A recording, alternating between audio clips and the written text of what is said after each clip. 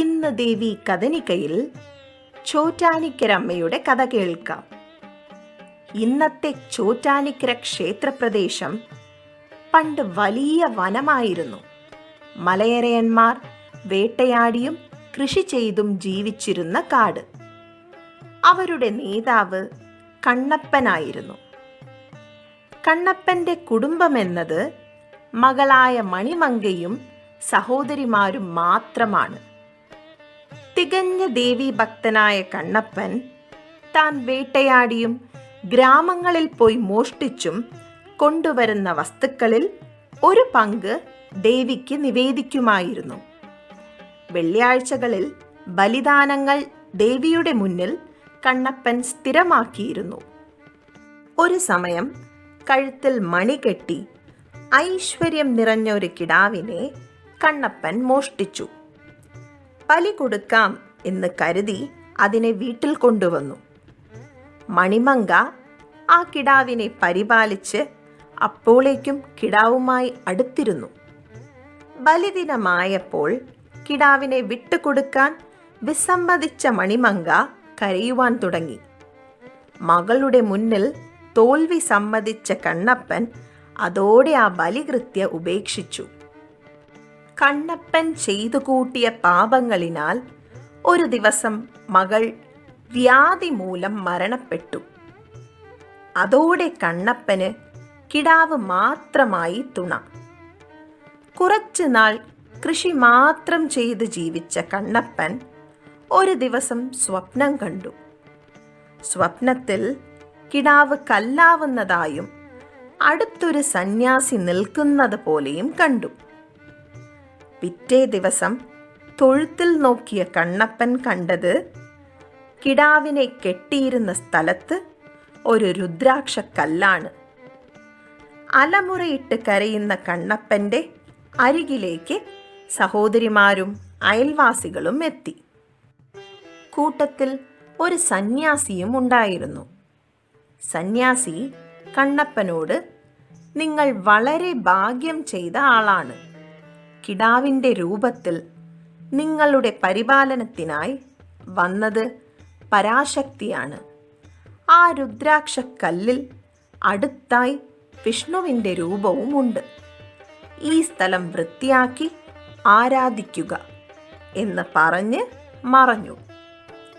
ആ സന്യാസി പരാശര മുനിയായിരുന്നു എന്നാണ് വിശ്വാസം. കണ്ണപ്പനും കൂട്ടരും ആ തൊഴുത്ത് വൃത്തിയാക്കി ആരാധിക്കുവാൻ തുടങ്ങി. കാലങ്ങൾ ചെന്നപ്പോൾ കണ്ണപ്പൻ ഒരു ദിവസം മരിക്കുകയും മലയരയന്മാർ ആ പ്രദേശം വിട്ട് പോവുകയും ചെയ്തു. വിഗ്രഹം ഉദ്ഭവിച്ച സ്ഥലം വീണ്ടും കാടായി തീർന്നു.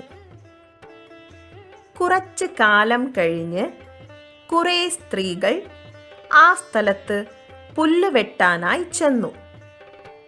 കത്തിക്ക് മൂർച്ച കൂട്ടാൻ അവരിൽ ഒരു സ്ത്രീ ഈ വിഗ്രഹത്തിൽ ഉരയ്ക്കുകയും ചെയ്തു. താൻ ആയുധം മൂർപ്പിക്കാൻ ശ്രമിച്ച കല്ലിൽ നിന്നും രക്തം ചൊരിയുന്നത് കണ്ട് അവർ കരയുവാൻ തുടങ്ങി. ശബ്ദം കേട്ട് കൂടിയ മറ്റ് സ്ത്രീകൾ അവിടത്തെ പ്രമാണിയായ എടത്ത് നമ്പൂതിരിയെ വിവരമറിയിച്ചു. അദ്ദേഹം അവിടെ എത്തി കല്ലിലെ ശക്തി ചൈതന്യം മനസ്സിലാക്കി. ഭക്തിയോടെ പൂജാവിധികൾ ചെയ്ത് ആ രുദ്രാക്ഷക്കല്ലും അതിനരികിൽ ഉണ്ടായിരുന്ന വിഷ്ണുരൂപവും ഇന്ന് അമ്മ വാഴുന്ന ഉൾക്കോവിലിൽ പ്രതിഷ്ഠിച്ചു. രുദ്രാക്ഷക്കല്ല് ലഭിച്ച് പവിഴമല്ലിത്തറ മൂലസ്ഥാനമായി ക്ഷേത്രത്തിനുള്ളിലുണ്ട്. എടത്ത് നമ്പൂതിരി അമ്മയ്ക്ക് അർപ്പിച്ച ആദ്യ നൈവേദ്യം ചിരട്ടയിലാണ് എന്ന് പറയപ്പെടുന്നു. അതിനാൽ ഇന്നും ഈ രീതി ഇവിടെ തുടരുന്നു. ആദി ശങ്കരാചാര്യർ തൻ്റെ ദേശാടന കാലത്ത് കുടജാദ്രിയിൽ ധ്യാനിച്ചപ്പോൾ പ്രത്യക്ഷയായ പരാശക്തിയെ നാട്ടിലോട്ട് വരുവാൻ യാചിച്ചു. ദേവി പിന്തിരിഞ്ഞ് നോക്കരുത് എന്ന നിബന്ധന വയ്ക്കുകയും ശങ്കരാചാര്യർ അത് തെറ്റിക്കുകയും ചെയ്തതോടെ ദേവി മൂകാംബികയിൽ കുടിയിരുന്നു. വീണ്ടും ശങ്കരാചാര്യർ യാചിച്ചപ്പോൾ ചോറ്റാനിക്കരയിൽ രാവിലെ സരസ്വതിയായി ദർശനം നൽകാം എന്ന് അനുഗ്രഹിച്ചു. ഇന്നും രാവിലെ ദേവി സരസ്വതിയായി ആരാധിക്കപ്പെടുന്നുണ്ട്. രാവിലത്തെ പൂജ കഴിഞ്ഞ് മാത്രമേ മൂകാംബികയിൽ നട തുറക്കുകയുള്ളൂ. അങ്ങനെ ശങ്കരാചാര്യരാൽ ജ്യോതി അയച്ച കര ആണ് ചോറ്റാനിക്കരയായി അറിയപ്പെട്ടത്. കുറച്ചു കാലം കഴിഞ്ഞ് ഗുപ്തൻ നമ്പൂതിരി എന്നയാൾ കഥകളി കാണാനായി രാത്രി തൃപ്പൂണിത്തറ പോവുകയുണ്ടായി. വഴിയിൽ സുന്ദരിയായ ഒരു യുവതിയെ കണ്ടു. തൻ്റെ ഒപ്പം തൃപ്പൂണിത്തറ വരെ കൂട്ടിന് പോരാമോ എന്ന് ചോദിച്ച സ്ത്രീയോട് നമ്പൂതിരി തൻ്റെ ഗുരുവിൻ്റെ ഇല്ലം ചെന്ന് കയ്യിലുള്ള ഗ്രന്ഥം കൊടുക്കുവാനുണ്ടെന്നും അത് കഴിഞ്ഞു കൂടെ വരാം എന്നും അറിയിച്ചു. ഗുപ്തൻ നമ്പൂതിരിയും ആ സ്ത്രീയും കൊശപ്പള്ളി നമ്പൂതിരി എന്ന ഗുരുവിൻ്റെ ഇല്ലം വരെ നടന്നു. സ്ത്രീ വെളിയിൽ കാത്തു നിൽക്കെ ഗുപ്തൻ നമ്പൂതിരി മാത്രം ഉള്ളിൽ ചെന്നു. ഓലഗ്രന്ഥം സ്വീകരിച്ച കൊശപ്പള്ളി നമ്പൂതിരി സ്ത്രീ വെളിയിൽ നിൽക്കുന്നത് കണ്ട് തൻ്റെ ശിഷ്യനോട് വിവരം തിരക്കി. വിവരങ്ങൾ അറിഞ്ഞ കൊശപ്പള്ളി നമ്പൂതിരി എന്നെ സ്പർശിച്ച് ആ സ്ത്രീയെ നോക്കൂ എന്ന് പറഞ്ഞു. അതുപോലെ ചെയ്ത ഗുപ്തൻ നമ്പൂതിരി കണ്ട കാഴ്ച അത്യധികം ഭയാനകമായിരുന്നു. കൂർപ്പിച്ച പല്ലുകളും ചുമന്ന കണ്ണും തൂക്കിയിട്ട നാക്കുമായി നിൽക്കുന്നൊരു യക്ഷി. പേടിച്ച് വിയർത്ത ഗുപ്തൻ നമ്പൂതിരി സഹായിക്കണം എന്ന് ഗുരുവിനോട് അപേക്ഷിച്ചു. അതിന് കൊശപ്പള്ളി നമ്പൂതിരി എനിക്ക് തരാൻ കൊണ്ടുവന്ന ദേവീ മഹാത്മ്യം കയ്യിലുണ്ടായിരുന്നത് കൊണ്ടാണ് യക്ഷി അപായപ്പെടുത്താത്തത്. ഒരു തുവർത്ത് ജപിച്ച് തരാം. ചോറ്റാനിക്കര നടയിലേക്ക് ചെല്ലൂ. അമ്പലത്തിൽ കയറുന്ന മുന്നേ തുവർത്ത് പുറത്ത് കളയണം എന്ന് പറഞ്ഞു. ഗുപ്തൻ നമ്പൂതിരി പേടിച്ച് വിയർത്ത് തോർത്തുമായി വേഗം അമ്മയുടെ നടയിലേക്ക് നടന്നു. സംസാരിക്കാനായി അടുത്തു വന്ന ആ സ്ത്രീയെ അവഗണിച്ച് വേഗത്തിൽ ചെന്ന് അമ്മയുടെ നടയിൽ ഒരു കാൽ ചവിട്ടിയയുടൻ തുവർത്ത് പുറത്തേക്ക് എറിഞ്ഞു. ആ ക്ഷണം യക്ഷി നമ്പൂതിരിയുടെ മറ്റേ കാലിൽ പിടിച്ച് വലിക്കുവാൻ തുടങ്ങി. അമ്മയുടെ നടയിൽ പിടിച്ച് നമ്പൂതിരി കരയുവാൻ തുടങ്ങിയയുടൻ ദേവി ഭദ്രകാളിയായി പ്രത്യക്ഷയായി എന്നും ആ യക്ഷിയെ വധിച്ച് ക്ഷേത്രത്തിനുള്ളിലെ കുളത്തിൽ താഴ്ത്തി എന്നും പറയപ്പെടുന്നു. ആ കുളം അതോടെ യക്ഷിക്കുളം എന്നും രക്തക്കുളം എന്നും അറിയപ്പെട്ടു. വിൽവമംഗലം സ്വാമിയാർ ചോറ്റാനിക്കര എത്തിയപ്പോൾ ദേവി ചൈതന്യം ആ കുളത്തിൽ അനുഭവപ്പെട്ടതിനെ തുടർന്ന് ഭദ്രകാളിയെ കീഴ്ക്കാവിലമ്മയായി പ്രതിഷ്ഠിച്ചു.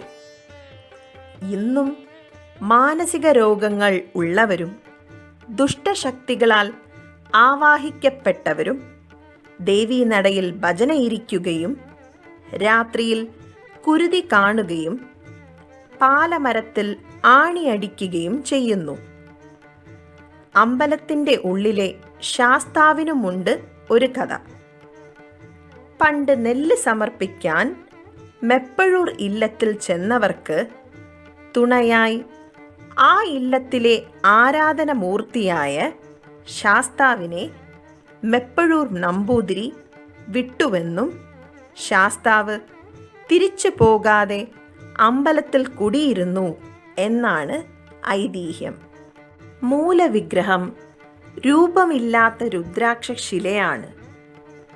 എന്നും രാവിലെ നിർമാല്യ ദർശനത്തിനായി ആ രൂപത്തിൽ അമ്മയെ ഭക്തർക്ക് കാണാൻ സാധിക്കും.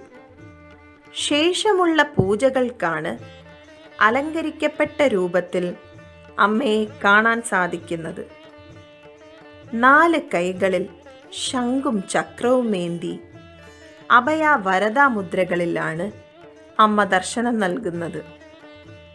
രാവിലെ വെളുത്ത പട്ടാൽ അലങ്കരിക്കപ്പെട്ട് സരസ്വതിയായും ഉച്ചയ്ക്ക് ചുമന്ന പട്ടാൽ അലങ്കരിക്കപ്പെട്ട് ലക്ഷ്മിയായും വൈകിട്ട് നീലപട്ടാൽ അലങ്കരിച്ച ദുർഗയായും ദേവി വാണരുളുന്നു.